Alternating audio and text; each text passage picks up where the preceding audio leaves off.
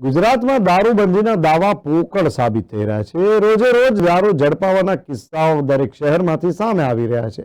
ત્યારે સુરતમાં લિંબાયત પોલીસે 2.14 લાખથી વધુના દારૂના જથ્થા સાથે એક ઇસમને ઝડપી પાડી કાયદેસરની કાર્યવાહી હાથ ધરી।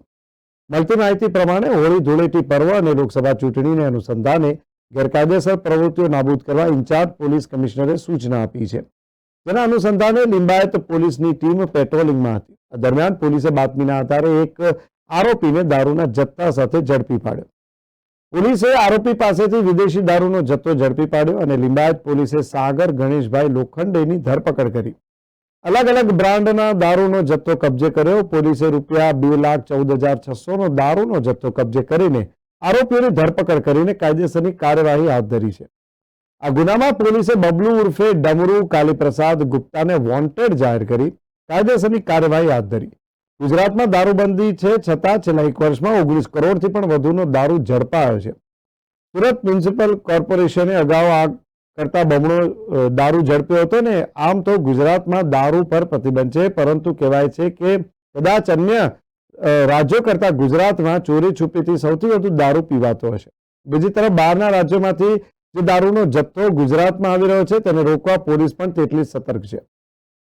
તમામ વાતો વચ્ચે વર્ષ 2023માં પોલીસ દ્વારા જે દારૂ અને જુગારને રોકવાની કામગીરી કરવામાં આવી તેના આંકડા ખૂબ ચોંકાવનારા આવ્યા છે।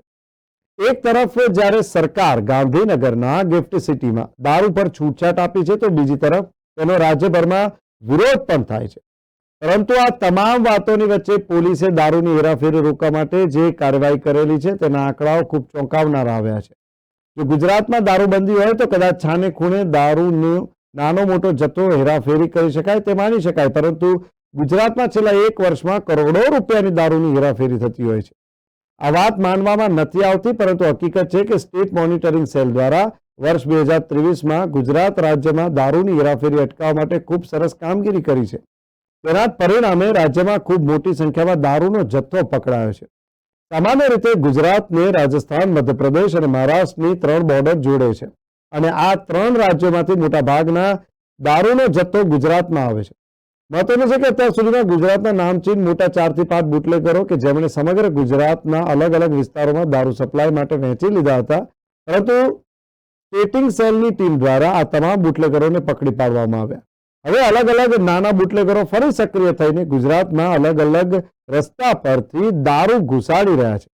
વર્ષ 2023માં ગુજરાત રાજ્યમાંથી જાન્યુઆરી વર્ષ સુધીમાં એટલે કે સમગ્ર વર્ષ દરમિયાન કુલ 466 કેસ કરવામાં આવ્યા, જેમાંથી 19 કરોડથી પણ વધુનો દારૂનો જથ્થો મળ્યો।